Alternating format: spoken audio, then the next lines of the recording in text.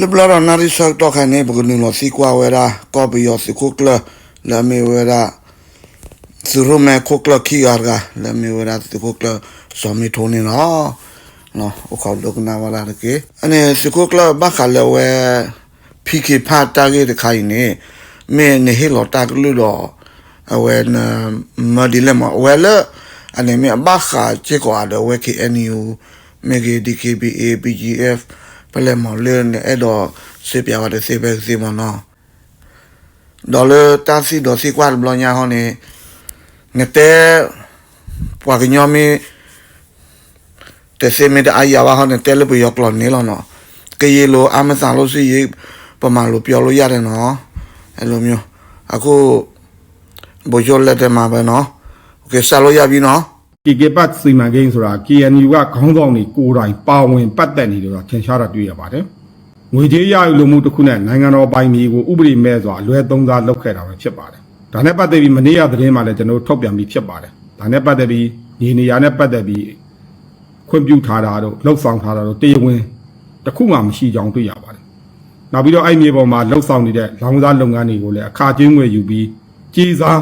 ကာကွယ်မှုများလှုပ်ဆောင်ပေးနေတာပဲဖြစ်ပါတယ်ကေပတ်စီမံကိန်းကိုလှုပ်ဆောင်ဖို့အတွက် KNU ရဲ့မူလက်ဤအလင်းဆိုတဲ့ကုမ္ပဏီနဲ့ထိုင်းနိုင်ငံမှာရှိတဲ့ကုမ္ပဏီတစ်ခုတို့ကနဦးလုပ်ွက်အတွက်လုပ်ငန်းမြေငှားရမ်းကသဘောတူညီမှုကို2020ခုနှစ်ဖေဖော်ဝါရီလ18ရက်နေ့မှာစာချုပ်ချုပ်ဆိုခဲ့တာဖြစ်ပါတယ်။အဲ့သဘောတူစာချုပ်ရဲ့မြေငှားပေးသူပြည်သက်တွေများမှာမူလက်ဤအလင်းဘက်ကလက်ရှိ KNU ဥက္ကဋ္ဌဖဒိုစောကောထူဝင်းKNU ဗန္ဒာရေးကော်မတီဘိုးအနေနဲ့လက်မှတ်ရေးထိုးထားပြီးရခိုင် KNU ကာကွယ်ရေးဌာနတာဝန်ခံပုံမူကြီးစောရောကြခင်ကလည်း KNU ဗန္ဒာရေးကော်မတီဘိုးအနေနဲ့လက်မှတ်ရေးထိုးခဲ့ပါတယ်။စာချုပ်မှာ9ရန်လို့တဲ့မြေစုစုပေါင်းဧက100ခန့်ကိုနှစ်ပေါင်း30 9ရန်ဖို့သဘောတူထားကြတာကိုလည်းတွေ့ရပါတယ်။ဒီစာချုပ်တွေဟာအခိုင်အမာရှိနေတဲ့စာချုပ်တွေဖြစ်ပါတယ်။စာချုပ်ပါအချက်လက်တရားဆိုရင်တေဧကကိုတစ်နှစ်ဘတ်3500လုံးနဲ့မြေ100ဧကအတွက်တစ်နှစ်လျင်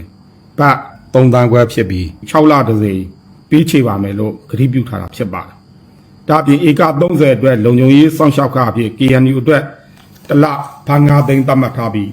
စီမံကိန်းဧရိယာကျယ်ဝန်းလာတဲ့နေရာလုံခြုံရေးစိတိုးမြင့်ပေးမယ်လို့လည်းအဲ့စာချုပ်မှာကတိပြုခဲ့တာတွေ့ရပါတယ်။2022ခုနှစ်မေလထဲမှာ KNU နဲ့Trans Asa International Holding Group ဂျာမှာစာချုပ်ထပ်ချုပ်တာမှာတော့မူလူအလင်းကုမ္ပဏီမဟုတ်တော့ဘဲနဲ့ KNU ကဗိုလ်မှူးစုအဆင့်ရှိတဲ့စောနေမီလွင်ဦးစီးတဲ့ Truster ကုမ္ပဏီနဲ့စာချုပ်ပြောင်းတဲ့ချုပ်ဆိုခဲ့တာတွေ့ရတယ်။ပြည်ပယင်းနှီးမြှုပ်နှံသူတွေမှာတော့ဒါရခိုင်ကကုမ္ပဏီတစ်ခုနဲ့ကမ္ဘောဒီးယားနိုင်ငံပီဟာနုဘေးစီဝါရေးအသင်းတို့ပူးပေါင်းပါဝင်တာကိုလည်းဖော်ထုတ်သိရှိရပါတယ်။ဒီတီယာနုဘေးဆိုတဲ့ကမ္ဘောဒီးယားနိုင်ငံကကာစီနိုမြို့တော်ဖြစ်ပါတယ်။ KK Park ဆိုတာတော့မြဝတီမြို့တောင်ဘက်